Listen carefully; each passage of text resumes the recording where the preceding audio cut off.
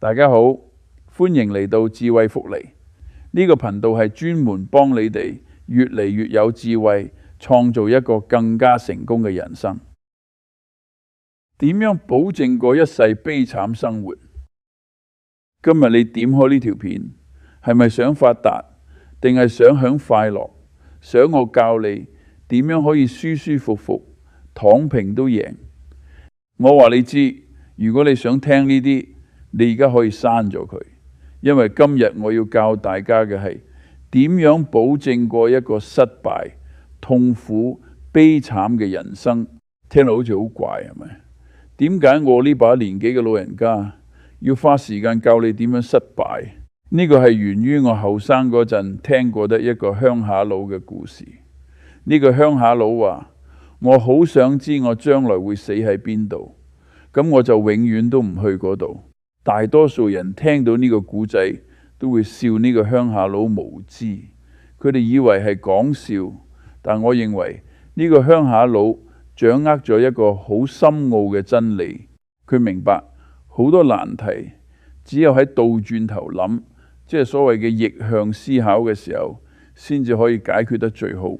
就好似偉大嘅代數學家雅可比講過一句好出名嘅說話：倒轉頭諗，一定要倒轉頭諗。如果你想幫印度，你不應該問我點樣可以幫到印度，你應該問係咩對印度造成緊最嚴重嘅破壞，同埋我點樣可以避免呢啲嘢。你會以為呢個喺邏輯上係同一個問題，其實唔係。嗰啲精通代數嘅人都知，逆向思考往往可以解決到其他方法解決唔到嘅問題。所以今日我唔想話你知點樣成功，我要列出一張點樣失敗嘅清單，點樣令自己痛苦，點樣令自己一世都係條鹹魚，深陷在人生的淺灘裏。因為我知道，只要你避開呢幾樣嘢，你幾乎肯定會成功。第一條悲慘藥方：反覆無常，無交代。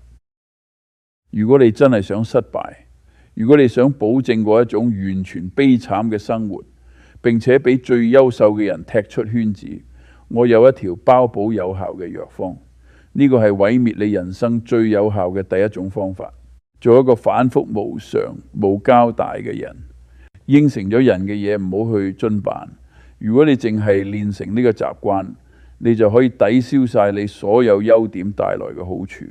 無論呢啲優點有幾勁，我呢一世人見盡呢啲嘢。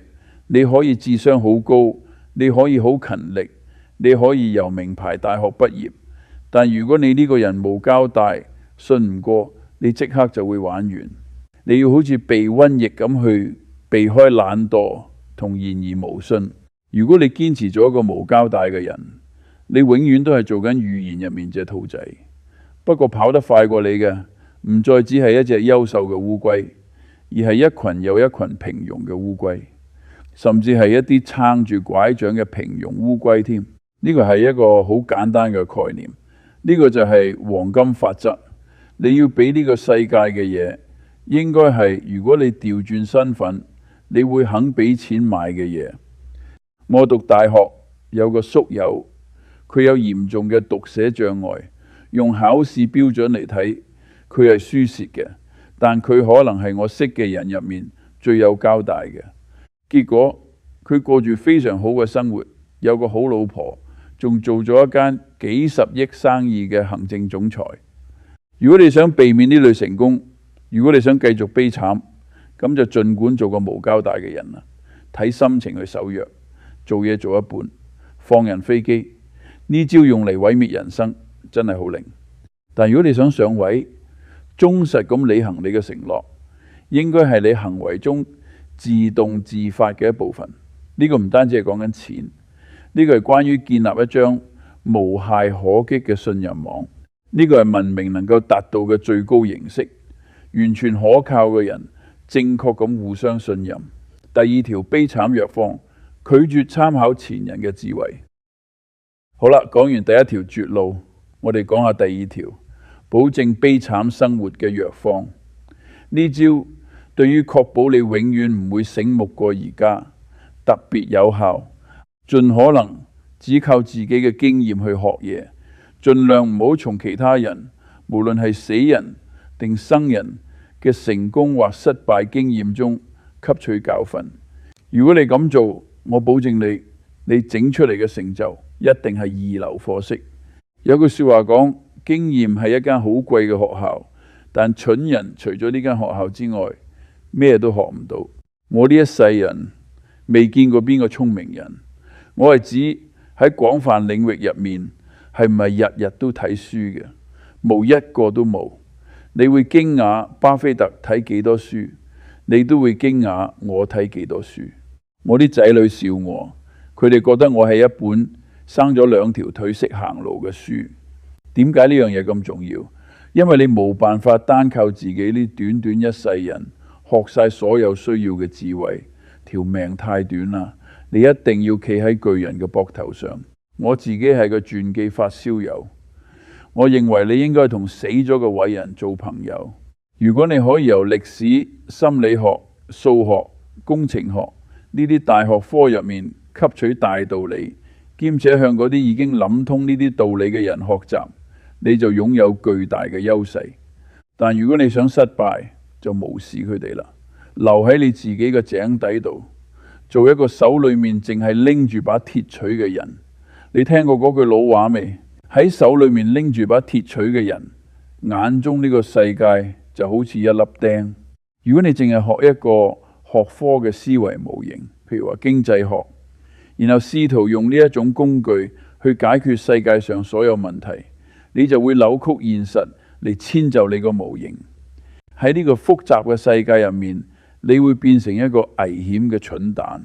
所以如果你想成為一場災難，就唔好讀書，唔好學各個學科嘅大道理，淨係借住你已經識嘅嘢，然後試下用你嗰把唯一嘅鐵錘去敲打每一個問題。第三條悲慘藥方，一沉不起。當你遇到挫折，就請你意志消沉，從此一蹶不振。人生總會有啲可怕嘅打擊，好恐怖嘅打擊，唔公平嘅打擊，無論你係邊個都一樣。所以如果你想保證失敗，當你喺人生戰場上遭遇第一、第二或第三次嚴重挫折嗰陣，記住要瞓低，唔好起身，沉溺喺自憐入面，覺得自己係受害者。呢個係確保暫時嘅挫折變成永久失敗嘅包單。一般嚟講，妒忌、怨恨、報復同自憐都係災難性嘅思維模式。自憐好接近偏執狂，而偏執狂係最難救得返嘅嘢之一。我有個朋友隨身帶住一疊厚厚嘅卡片，當有人講出啲帶有自憐情緒嘅說話時，佢會慢慢攞出一張卡片遞俾嗰個人。張卡上面寫住：你嘅故事真係好感動我，我未聽過有人好似你咁慘嘅。你可能覺得呢個係講笑，但我建議你，每當你發現自己開始自憐嗰陣，就派張呢類卡俾自己。呢個係一種好荒謬嘅行為。如果你想避免悲慘，你必須學下愛比克泰德嘅態度。佢認為生活入面每一次不幸都係表現良好嘅機會，每一次不幸都係學習嘅機會。佢為自己寫咗一段墓誌銘，這裏安葬住愛比克泰德，一個奴隸，身體殘疾，極其窮困，卻蒙受諸神嘅恩寵。佢受到恩寵係因為佢變得有智慧，而且有膊頭。如果你唔可以用呢種態度嚟應對生活嘅打擊，你注定會悲慘。但如果你可以倒轉頭諗呢個問題，如果你可以望住一個可怕嘅打擊，然後問自己：我點樣可以利用呢件事嚟學嘢？咁你就打唔死。最後，我仲有一樣嘢要送俾大家，呢個係通往痛苦深淵嘅第4條路。信奉一種強烈嘅意識形態。如果你後生嗰陣就信奉一種極端嘅意識形態，然後開始到處宣揚，你其實係將自己個腦鎖死咗。你係不斷將嗰啲觀念泵入個腦度，泵下泵下你就毀咗你自己個腦。呢個係好危險嘅。你會見到電視上面嗰啲傳教士或者極端嘅政治人物，佢哋個腦好似用椰菜做咁。